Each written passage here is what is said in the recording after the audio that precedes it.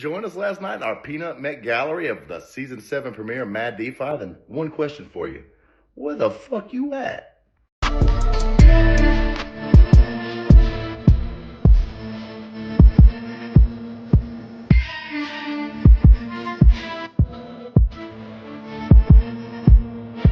Season 7, Mad DeFi.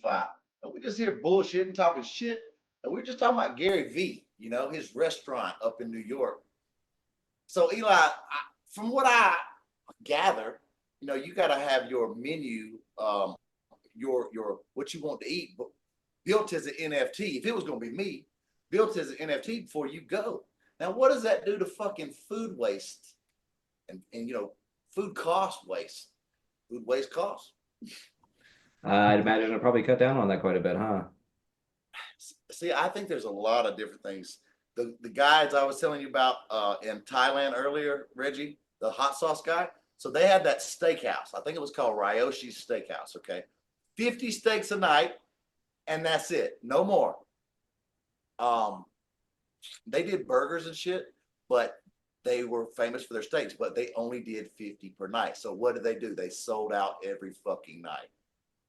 It sounds kind of like cryptocurrency. They're capping that supply a little bit, right? Yeah, honestly. God damn. It's that you remember that French chef, the lady, Eli? Smack you in your eye and cook you a fucking steak. Yeah, I remember exactly what you're talking about. She'll put that steak on your eye after that, but she'll cuss your ass out, but she'll cook you. And what it wasn't fucking beef. It wasn't beef, my guys.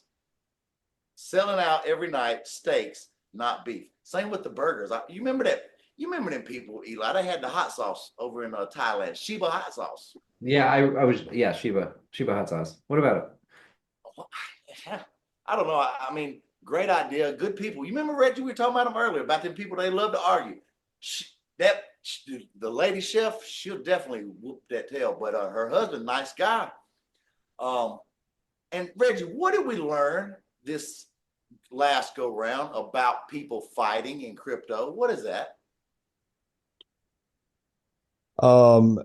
It'll drive you crazy. And I'm actually in the midst of it right now. There's a lot of controversy, a lot of infighting within the groups of Shiba Inu. Yeah, and what is it? Are they doing it on purpose? I'm beginning to think they have to be in a certain way. Well, I thought you told me. I thought that was the best marketing plan was to get everybody fighting about what it meant to be truly decentralized, I guess. Well, typically controversy sells, and controversy will stimulate both factions of a group, and it causes a lot of energy and focus to be put on that. And I think in a way they are doing that. They have to be, because at this point, I know that everybody's so dug in and everybody's fighting. It's getting ridiculous a little bit. Yeah, we had to find it out honest. Me and Eli, AD, you were on the front lines with us. We didn't know what was going on, but we knew what we stood for, right? People saying, "Oh, that's not out." That's what they were doing, Eli. They were saying, "Oh, that's not out," and then the question is, who the fuck are they? This is the DeFi, right? And that was the lesson here, and we had to learn it honest. I smelled it early on in the game. AD, when did you start to smell that's what was going on? Because Treat was launched, January 23? Doesn't seem like that long ago. Over 2 years ago. Yeah, over 2 years. I think the contract was on, they launched it on Shiba Swap, right? If I'm not mistaken. I think honestly, Shaitoshi, they are doing some trick. I think there is no way, just like from my understanding, Yeah. In kind of contracts like this, believers are really, really needed, because those are the people that were actually the real pumpkins. They will hold so that long grain pump will stay for long. But I don't know exactly how, it doesn't make sense at all for these people to be saying the contract has not launched yet, and then there won't be any, I don't see any opportunity in launching a new trade contract that will actually get a strong community in a short period of time, and then for them to be thinking, they got believers of some sort, in a kind of a decentralized uh, uh, uh, uh, platform like this. They need believers to hold strong, because holding strong is actually that will make the community to be strong. So the question that we should ask ourselves is, will a new contract lead to a believers, or will lead to dumpers? Definitely won't get believers like that kind of a long grain. Won't get it when they launch new contract. It's a total gambling they will do. So that's why I still believe that old contract is still the one these people will use, because the old contract already gain a lot of tough believers, irrespective of it has been launched, whether those believers were told is from Shaitoshi or from Ryoshi or whatever, they still held, and it's been 2 years of holding. So that's why I still believe, I doubt there is 0% chance of Shaitoshi to launch a new contract of trade. That's just my thought. No. AD told me a long time ago, he said, John, 20% burnt would be about the perfect number. And that's what's burnt right now, right? Yeah, the reason why I still think the trade contract is the contract, because it has the protocol burning mechanism. Protocol. Yeah, it has the protocol burning mechanism, and the protocol is a contract that was being inspired by Vitalik October 14th October 2022. That was 22, exactly yeah. when the protocol, So yeah. Eli, And after the protocol contract has been launched, after Vitalik mentioned someone should create a project called the protocol, so their shows will be like so and so mentioned the, pretty much anyone says anything. That's the code, the. So they THE. use similar, yeah, THE. They use similar burning contract on trade. After Vitalik mentioned that tweet, 30 minutes later, then the protocol contract has been launched. And then he captured some tweets of people saying the, and then he mentioned, what have I done, in a mimic way. So Ah, from the the rumor, hourly burn mechanism, guys. yeah, The from the protocol. rumor, from the rumor, people are saying the protocol is exactly the name of what Vitalik wants as Ethereum since 2013, 2014, like when they're trying to start the He Ethereum wishes stuff. it It's was more exactly, yeah, it's exactly what he inflationary. wanted. The protocol was the original idea of the name, the branding of what Vitalik wants, the protocol. But because of consensus and their foundational structures and what have you, Ethereum win over. So now people are saying he is trying to carry over an ERC20, with to carry all the protocol, like whatever, so that this is exactly what they see.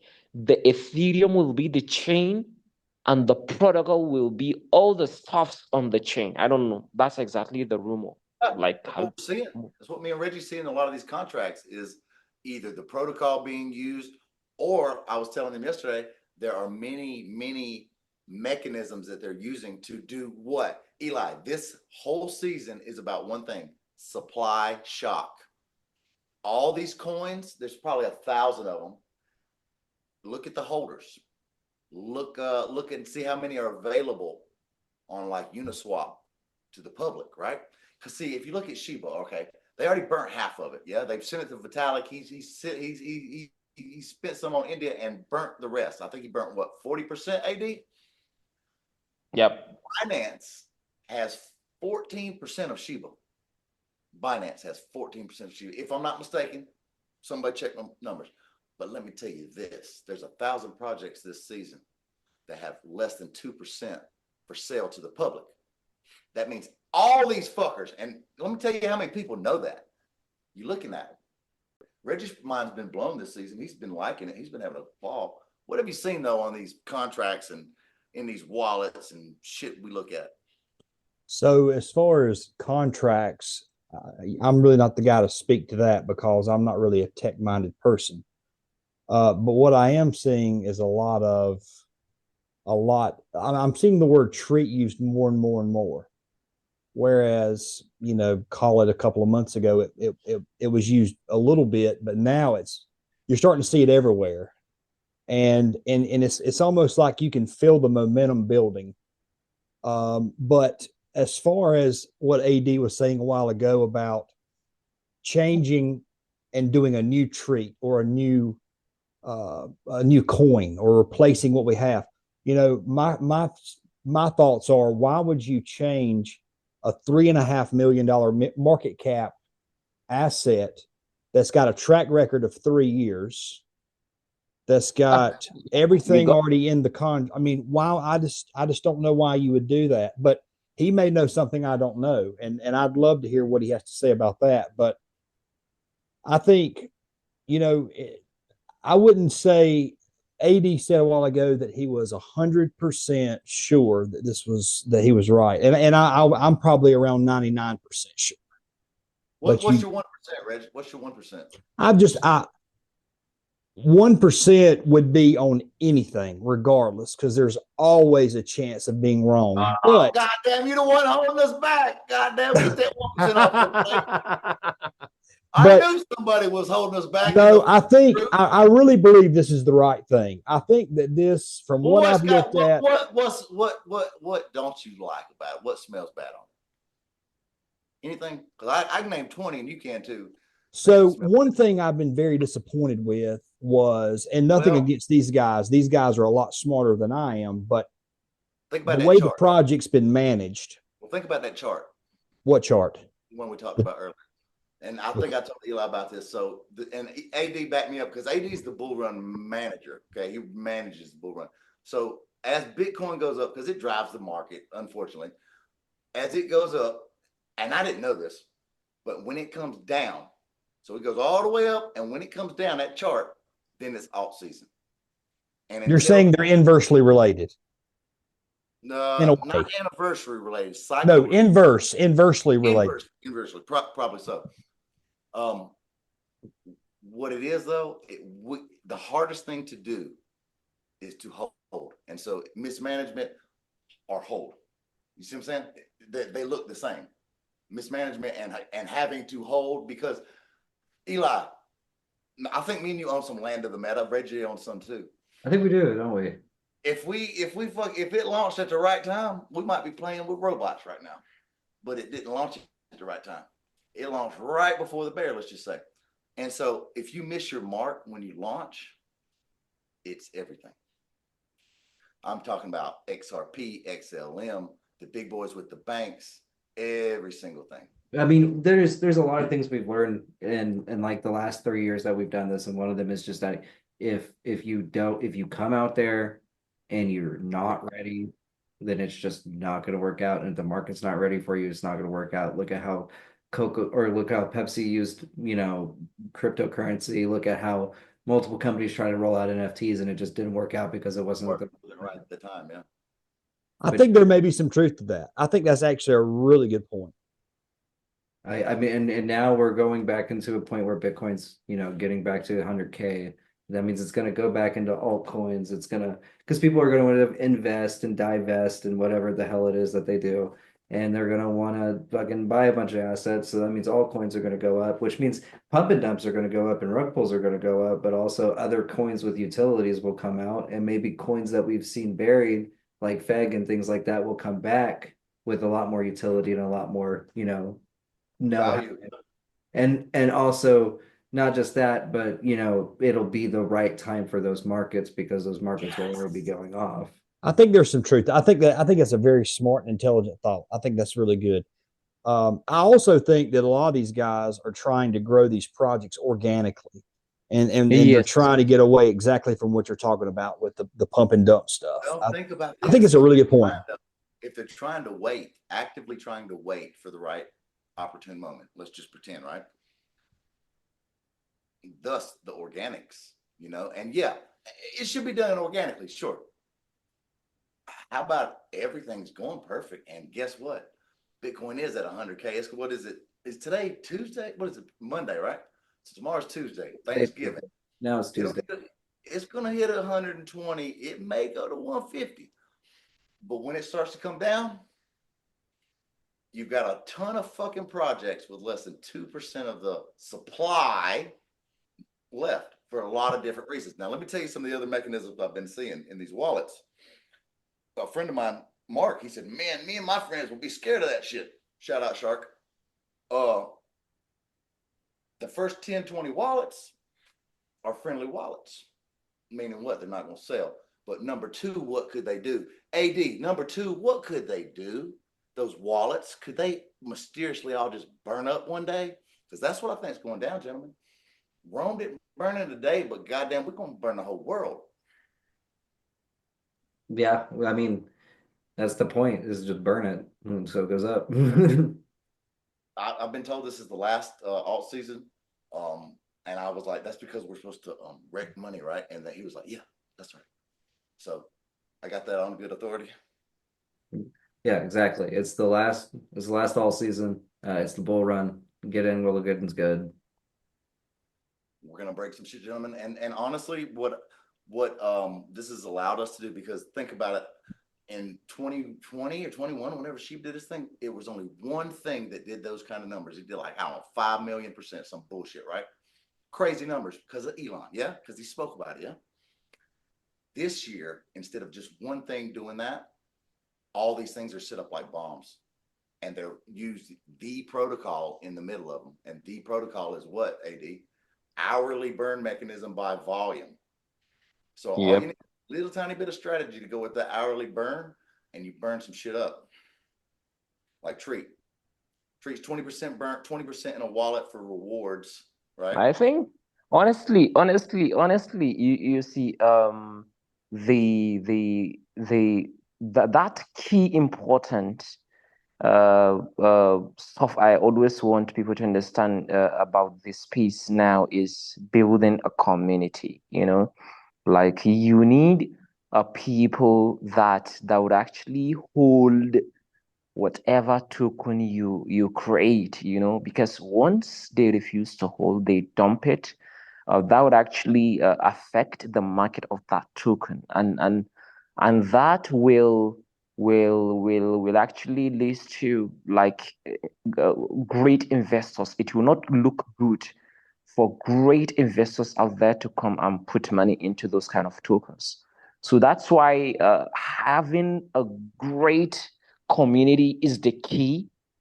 Like, imagine we've been holding Treat for almost 3 years now, and then believers, we have strong believers, no matter what We have strong has been. teachers out here. They are using, that is what we call, they are using a kind of chaos. They are using chaos to create a strong community. Yes, that's exactly what they are using. I think Vitalik made a statement of this kind is degen communism. This is exactly, yeah. yes. I think he used the word called degen communism, and that's exactly what he says. It entails, using a chaotic principles to have. I couldn't exactly remember the. I've got it somewhere. Using chaotic principles. Yeah, exactly. Chaos. And I'm telling you, there's bombs everywhere. And Reg, you remember that thing? It says, it's weaponized. We got confirmation on it. It's weaponized. And it's weaponized finance. And that's why Mad DeFi came back. God damn it, we ain't never gonna stop either, goddamn. Give us some more weapons of finance. Yeah. Mass destruction. Supply shock will be devastating. Yes, for sure. Have Reggie knows about our hospital plan? Is he aware of it? I don't know if he heard us or not. Reggie, we're gonna use an X account revenue To build a hospital. Oh, that's cool. That's very cool.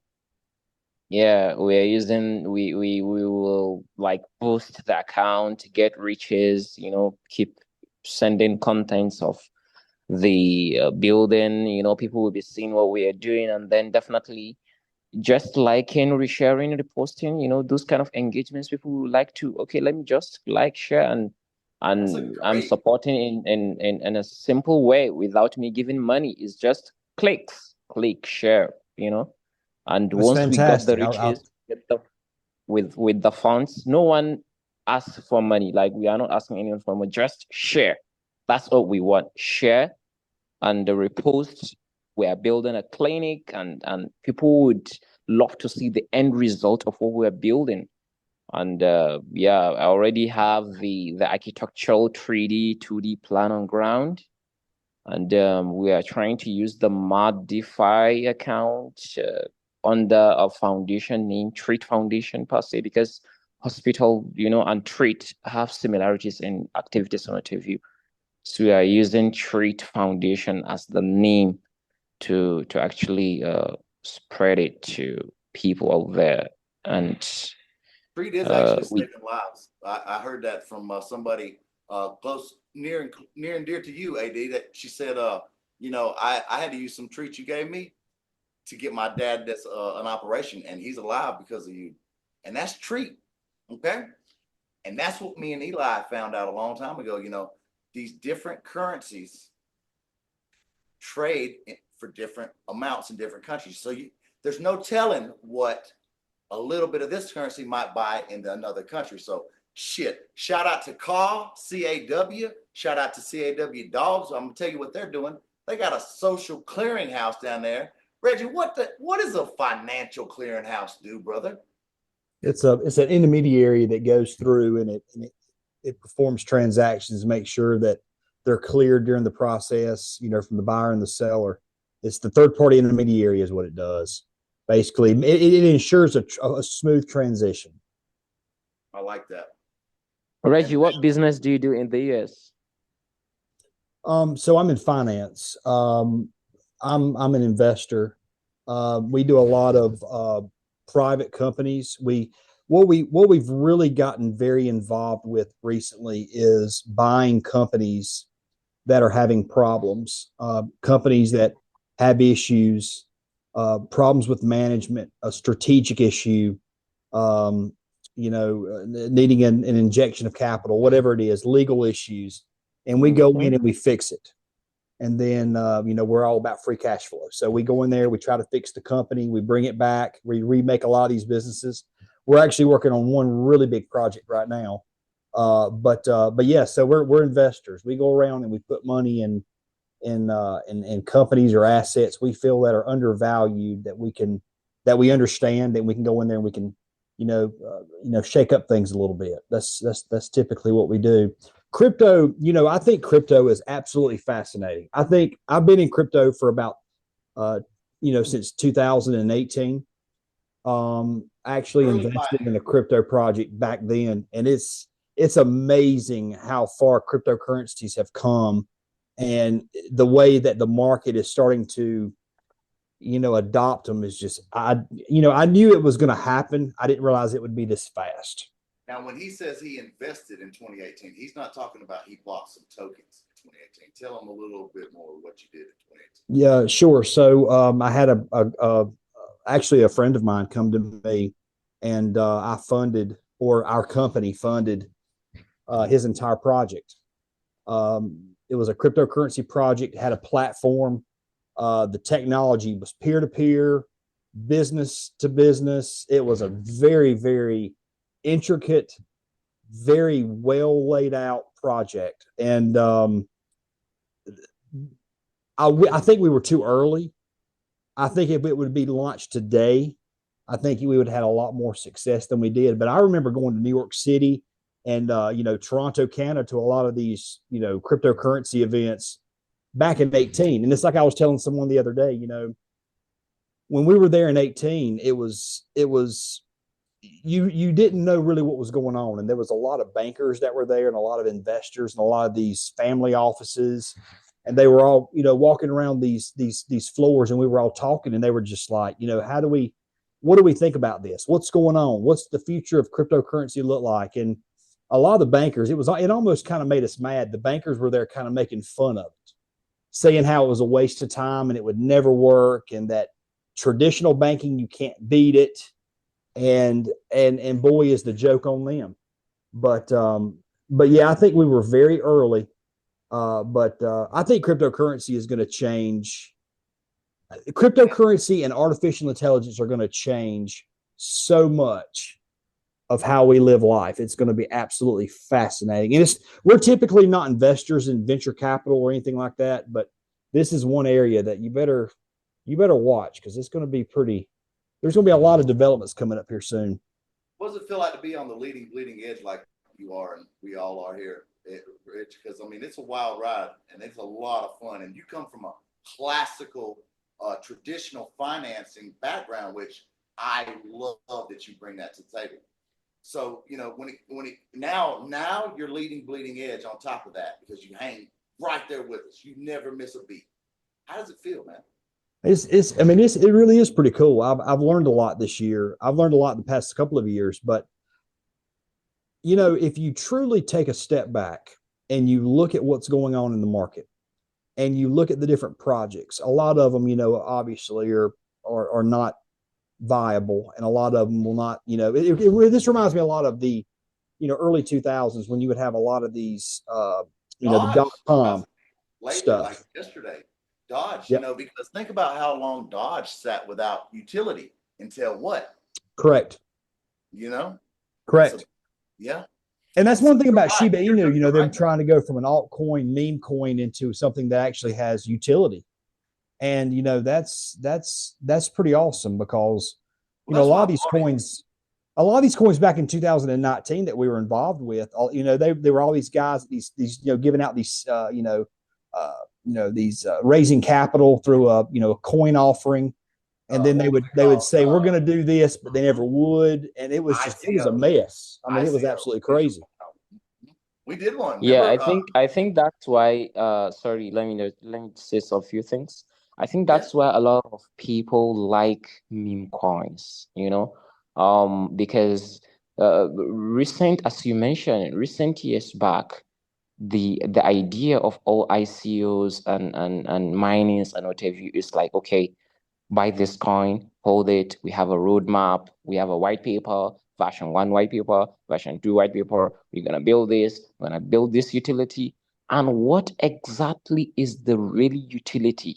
Like in real utility that would actually support the space, So that's why most people are saying the utility of crypto, the main utilities that we have now in crypto are the Uniswap, the what do we call it, pump fund or whatever, and those things. So, but you see, the idea is having meme coins is not good. It's good, but meme coins with utilities will be way too much better for the space. Because if people are launching meme coins anyhow, then we are going to have thousands of rock posts in the space. And that would look bad for the entire space. That would not attract investors, to come and look into the crypto space and think of putting money on some stuff. So you see, that's why you see this pump.fund website, auto generation, contract meme is really, really bad. And as we speak, there is poly market bet that is actually going on right now that people are are against, okay, people are putting bets on before the end of the year or before the end of 2024, pump.pump will be banned in the US, while some people are betting against it will not be banned in the US. So as you can see, Poly market is also another good opportunity for the space, though it's betting. But then imagine the US election. Poly market predicted the election way before it happened. Poly market bets already bets that Trump is gonna win the election, and he won, and people bet on that, and they won. So I noticed Reggie watching that metric a lot this past election. I noticed that was one of your favorite metrics, wasn't it, Reg? Guys, I'm sorry. I had a lot of technical difficulties. You talking about the poly market, the index?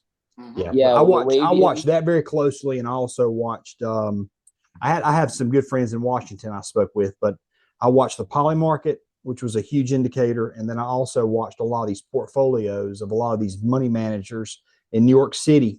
They were positioning their portfolios in a certain way for a Trump victory, and that tells you a lot, also. But I would say that was the two major things we were looking at. Very interesting to see the type of different metrics that the classical, the traditional finance people may look at, because I would have never thought to look at the last thing you said. And then the shit we look at on the regular over here, Reg. We're looking at people's wallets, and we're looking at what kind of shit do they hold. Do they hold regular pleb shit, or do they hold robot shit? You know what I mean? Mm-hmm. Different metrics, man. But I'm having such a great time in this portion of finance, aren't you, man? So, Reggie, sorry, I wanted to ask you some stuff. So, have you come across any US company that is it only tech related company? Do you guys normally remanaged or like support or guide to rebuff and continue doing No, the activity? Looking for value, brother. Or you do product related companies, like we for do. instance, okay, for instance, me now, maybe I can say I'm in Nigeria, and we used to export some kind of agric products.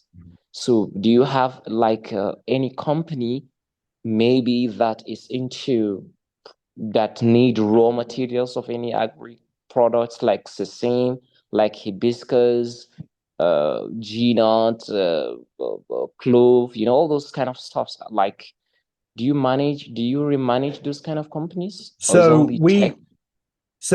we do have some technology investments, but I would say that a majority of our portfolio is focused on more old school type companies. So like our major focus is the chemical industry. You were asking about raw materials being shipped in. We bring in a lot of stuff from overseas currently. The thing that worries us about bringing stuff in currently is Trump's, harsh talk on tariffs. And we have a lot of business we do currently in South America, France, Italy. And I know that there's a lot of people we're talking to daily that are concerned about these tariffs, and they just don't know what's going to happen. And it's going to be it'll be a positive for the United States, but it'll be, obviously for the global market, it'll hurt a little bit. But I have a question, and so I hope I answered your question. So we're involved in an array of different investments. So we're, anywhere from cryptocurrency to, we own retail stores, we own chemical companies, we own large commercial real estate. We're involved in all kind of different ventures. But I have a question for you. I actually was at a party this weekend at a friend of mine, his house, and there was a guy that was over there that I talked to. He was from Hungary, and we got to talking about technology. He's an accountant, and I asked him. I said, over in Hungary, are they accepting or are they adopting cryptocurrency like we are here in the United States? And I thought his answer would have been absolutely. And he told me, he said, you would think that, but it was almost like a fad in Hungary. He said it came and it went. he said in the hungry people really are not that focused on cryptocurrency over there. And I thought that was absolutely fascinating. So my question to you is, what are the people in Africa saying about this? Are they following cryptocurrencies like we are here in the United States or Europe, or are they kind of, is it a fad? Africa is even, I can tell you, it's even way more crazier than in the US. Really? The adoption, yes, the adoption of crypto in Africa is crazy. Is crazy because there is that mouth to mouth message. Okay, let me tell you something. You will see a basic ordinary individual that maybe didn't even go to school because how poor Africa is and what have you. He's trying to buy a smartphone that he can download a wallet, or he can join Telegram and start mining some coins, some meme coins given on Telegram. It's happening right now here. Like, someone doesn't even know much about reading English, understanding basic stuffs, but he knows crypto and he's trying to put himself in position to get a wallet, know about exchanges. It's going very, very fast. Like, the speed of how crypto is trading in Africa is way, way faster than you think. How much of they're using cryptocurrency as an asset class or as an actual, discretionary spending or whatever? Okay. How much of that is based off of inflationary issues in like Zimbabwe or Eastern Africa or Well, whatever? honestly, we do have inflationary issues here in Africa, or particularly in Nigeria, as we speak. And what leads to the inflation is, to me, it's not crypto related. Okay, it's something that has to do with leadership mismanagement. Sure, Okay, absolutely. We do have leaders that all what they care is to enrich themselves, enrich their families, enrich the people around them. As we speak, we do have petroleum product in Nigeria. But do you know there is no single refinery that is actually working right now in Nigeria that can refine the petroleum products into petrol, gas, diesel, and whatever. There is no single refinery. Yeah. And we have 3 refineries, but none is working because of what you actually mentioned, company mismanagement. Apart from this, do you know the current president bought himself a refinery at Malta? Malta country, there is a small country that they call Malta. There is one Malta refinery that works there. He took our petroleum, take it to Malta, refined it, and then brought it back and sold it at very, very expensive rate. The price of petrol in Nigeria has almost quadrupled since the new election of our president. Bola Tinubu is the current president. It has tripled. It's not even tripled. It has quadrupled, up to 4 times in yeah. So, and what I'm going to tell you is, we have a richest man in Africa. We called him Aliko Dangote. Do you know he actually established one biggest refinery as we speak in Nigeria, Lagos State.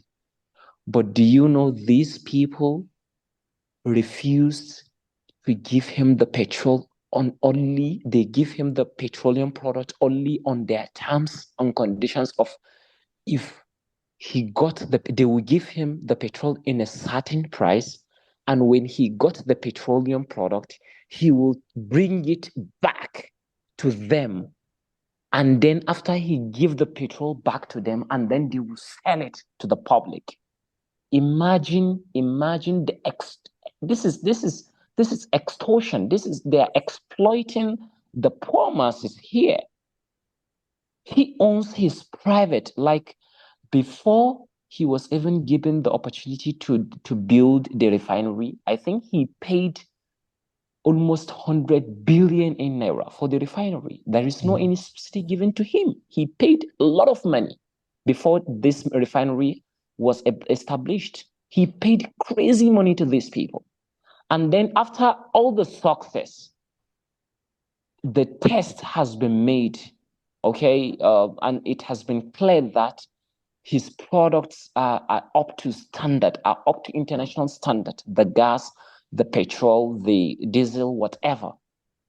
Then there is a kind of a politics that, okay, if we give you our petroleum, we are going to sell the petroleum to you. Imagine, after him as a private investor, a petroleum has been sold to him. He should have a opportunity to sell it to the poor public. But no, he's going to sell the petroleum product back to the government again. And then the government will put crazy amount of prices to the poor masses. So why is he doing that? What's his motivation? No motive. He told them he's even going to sell the refinery to them. He should come on. He told them that he's going to sell out the refinery. He's not interested anymore. And they couldn't buy the refinery. Why? Because they won't manage it. They won't manage it. Exactly, they won't manage it. He told them that, oh, you guys, you are not supporting me. Come and bail me out. Buy the refinery. It's over. Just come and buy the refinery. I'm out of this shit. Yeah. They will refuse to buy, of course. Why? Because they knew they can't manage it. There are 3 refineries that are not working, and then if they buy this, who is going to manage it? The government cannot manage it because there will be mismanagement. Because so AD. So what you're describing with that refinery is the absolute epitome of what we do. That would be a situation that we would look at very closely. Now, we wouldn't be very comfortable going to Africa and investing in a refinery because of the government uncertainty. But believe it or not, refineries are one of the best investments ever. They don't build them. It's very hard to build them. I read a statistic one time where they haven't built a refinery since like the 1970s. It's an incredible, and I may be wrong on those numbers, but it's an incredible business. So what are they doing with the refinery? Is somebody going to buy it? Is the government going to auction it, or is the government taking it over? I think the government, okay, I think if they can do this, it will even be better. I think the government should have what we call PPP, public-private partnership. So that since the government, because government is public, and we know that most of the time government cannot be able to manage public, properties, and it's becoming tough. People do not have that what we call people doesn't feel the responsibility to do things right when things belongs to the government. So if it is PPP, public-private partnership, okay, a private entity will come invest his money on that terms and conditions. It works that way. But then leaving 3 refineries without anything, without working, that's crazy shit. Yeah. It's sad, honestly. It's sad. And all these refineries are not working for years. See, that is so up our alley. I would love when the petrol price hikes because of the dollar exchange. But we didn't buy petroleum products. We have it. We own it. They just took this petrol out of the country, refined it, bring it back, and put crazy price on it. And people doesn't find it funny.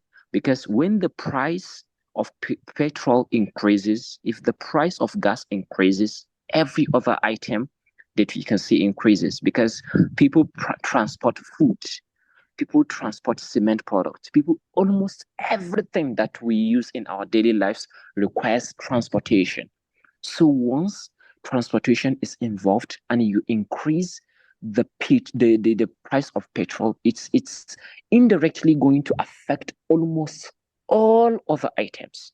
And before you know it, there is inflation. And there is already corruption in this country. The leaders are corrupt. You will see a position whereby a plot of land will be sold for example $50,000. A politician will just come with money because he already stole the money. He doesn't know what to do with the money. There is crazy money with him. He stole the money. He will come. How much is this land? Because they are looking for spaces to actually hide the money. And if they want to hide any money, definitely they require real estates. Real estates are exactly the easiest way for them to hid the money. So when they bought real estates, they will use pseudonames on those real estates. You see a plot of land that will be sold for 50,000. A politician will come, okay, I'm buying this land. How much? People will tell him, okay, we are selling this land for 150,000. So that's 2 times increase. That's almost 2x of the original price. And that automatically affect all the lands around those area. Almost all the lands around those area gone. You can't. Thank you. You can't buy them. As far as the poor masses are, a poor person cannot purchase that land anymore, because a politician has already put crazy money into it, and it's gone, and people would start hiking the prices, and that's set in. So Jonathan, he makes an absolutely wonderful point here, because for example, us being in the chemical, we're large participants in the chemical industry, and we're involved in several things right now that are petro related, and a lot of the they make derivatives of petro for a lot of these chemical compositions, and chemicals go into, as y'all probably are aware, it goes into everything. So he's absolutely right. The price of petroleum affects almost everything. He hit the nail on the head with that one. Good job, AD. Interesting. Hey, we're gonna get into a lot of cool shit like this this season on Mad DeFi, and check us out again. We'll be back. Fuck around with us. Hey, Reggie told me, said, man, I got a hell of shout outs for y'all tonight. Reggie, who you got on the list, big dog? I've got Bruce Berkowitz. I've got our boy Elon Musk. And the one and only, the one I have to say, congratulations to, the one I'm most excited about, Trump Day Donald. That's going to be awesome. I think the economy is going to blow up. I think that we're going to be doing wonderful manufacturing. It's going to be fantastic. I can't wait. I'm so excited. I'm excited for you, man. A lot of big manufacturing stuff coming up. And AD loving that. AD's in the hospitals and shit. AD, who you got a shout out for, big dog? Yeah, sending my shout out to Elon, to the product community, treat community, and to you guys for being here with us. Thank you. We gotta cut it off. We don't want to kill everybody. But look, come on back and see us. We got some real intelligent shit for your ass this season. Eli, take them to the bridge, man.